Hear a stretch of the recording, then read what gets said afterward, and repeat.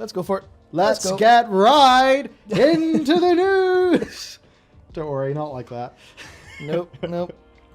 We I guess we'll start here with what I have on screen, which is the Valor points. We know exactly how much Valor. Was that Siri? That was Siri. Nice, very good. So we know exactly, after them not telling us on PTR effectively for so long, it went live, obviously, so we know how much Valor we get. And I can see why they didn't tell us. Yeah. It's a weird decision. It was, honestly, extremely stupid not to tell us, though. And before we actually get into this full news story, what I want to talk about first is what I think is the more important story, and that is that Blizzard does all these PTRs and these betas, and what that effectively is asking for unpaid labor from their players. Now, if those players are willing to do that, then that is obviously 100% okay, etc., etc. Yeah. But if you're going to do that, at least try to set those people up, because they want to be there to help you. So at least try to set it up so that they can. And this is the one thing that I just wish they were better at. And what it reminds me of, 100%, is something that happens to us at work all the time. Which is, what is the main thing we've got to get done? Get videos out. But, I mean, say for our clips channel. What I'm supposed to do is schedule a whole bunch of tweets to promo those clips and do YouTube community posts, no more than once a day, really, to highlight specific clips that I think are, super relevant, extra sort of topics that the regular channel audience would want to see. That is important stuff to do, and it's good for the user experience, blah, blah, blah, blah, blah. And it doesn't get done. And it doesn't get done because the real thing we're here to do is make videos. So apply this to the situation with Blizzard, and I think for them it's like, their main thing is developing the game, right? So I think, and knowing that, it's obvious they do not have enough resources in the community team. The European community team, it's going away, right? So it's just Lore and whoever's working with him over in America.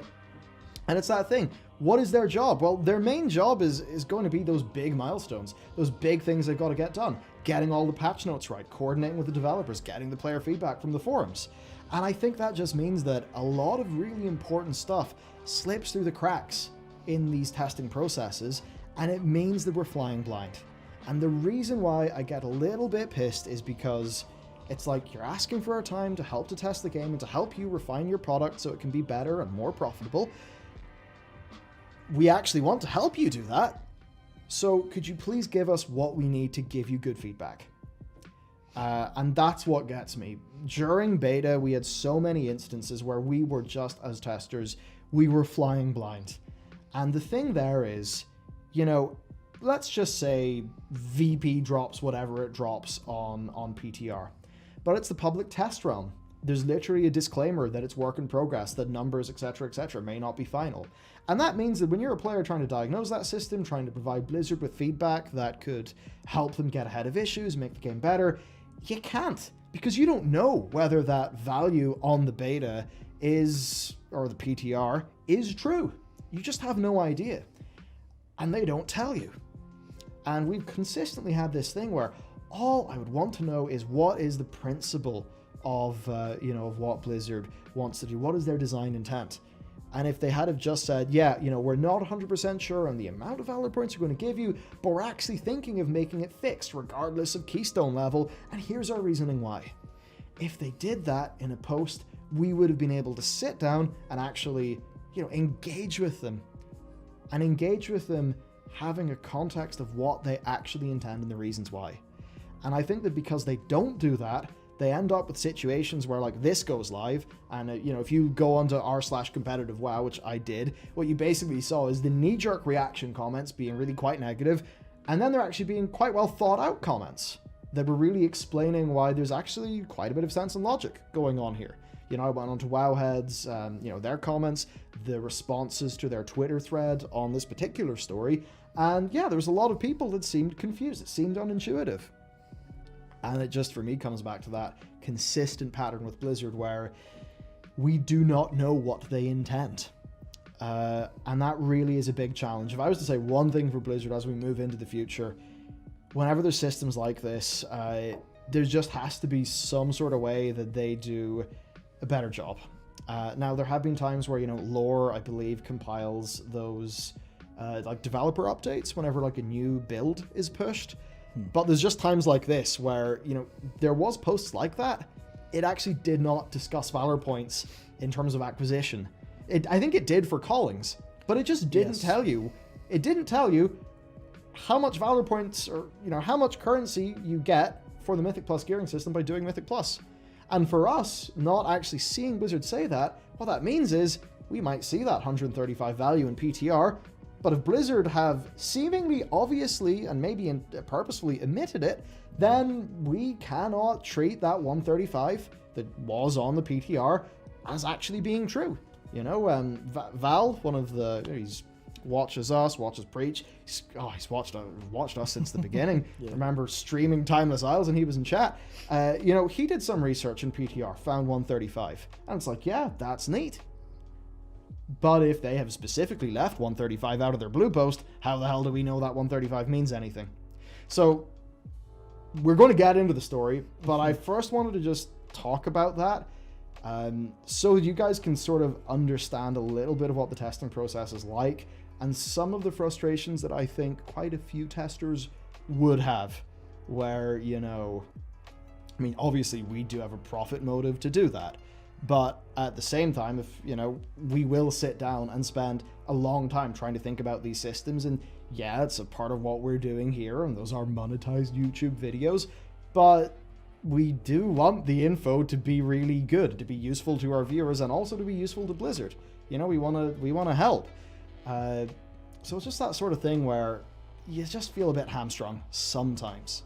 Yeah, I'm not going to continue this any further so we can get into the story, but I'll leave one point. Remember what conduits were going to be like before they told us their intention? And we said, hang on, no. What are you doing? Destructible gem sockets. That's what they were going to be. And they were upfront with that. They said, hello, this is how we're thinking these are going to work. And as a community, we went, no.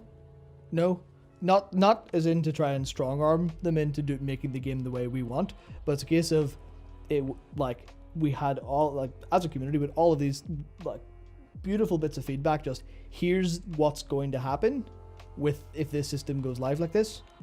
They read it and they went, "Yep, we agree." Yeah, it's worth it in the long-term health of the game. It's worth it to take the time, give their developers the freedom to like go, I've designed a system. I'm going to take to the forums and say, here's my blue post. Hit me feedback at this link or something like that. Yeah. I think that's totally worth it. A bit of me worries that we've got to the stage where that's challenging or maybe where the developers are very much leaning the community team to be the people who shift that over to them. Yeah. And if there's maybe a bit of isolation there, and perhaps if some of the decisions that I would personally believe have been made in a situation of a little bit of isolation from the player base, that's obviously fostered a lot of discontent. And I think a lot of the discourse for WoW has obviously never been squeaky clean. But as of late, the specific, hey, developers, you actually don't understand how I play the game. I mean, remember Torments? Oh yeah, the all-out war from everybody in Torments that was like, if you think these Torments should be in the game, you just don't understand how the game is played. Sorry, I just wonder if some of that like dev-player connection has been a little bit hampered, a little bit hurt by a bit of the big corporate machine sort of enforcing some distance between. I mean, if you look at a game like Ashes of Creation, like the CEO can just hop onto a Skype call with Asmongold and bam. Obviously, that can't happen with Blizzard. Not a chance. You're only going to get to talk to a Blizzard developer, on a Zoom call where there is a Blizzard staffer there who's got some form of PR role. And that's not the fault of anyone at Blizzard, of course. It's a big company. It's grown up that way. So, an interesting broad discussion. We're going to nip it in the bud. I think these are things that are all very interesting. I would say don't listen to this and then give Lore a bunch of shit.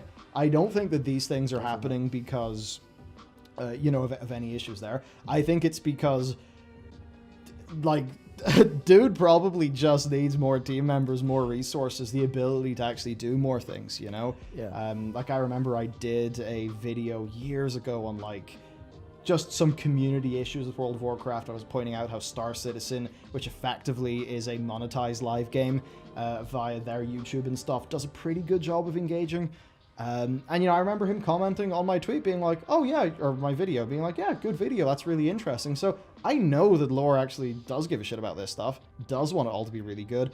I just think there are times where, it's a big company selling these things, they fall through the cracks, and you got situations here where people find out, oh, it's 135 Valor points, they kind of find it out of nowhere, and without the context they need, and then they end up screwed and confused. And what happens when a player feels screwed and confused? They get angry. And the WoW cycle perpetuates itself.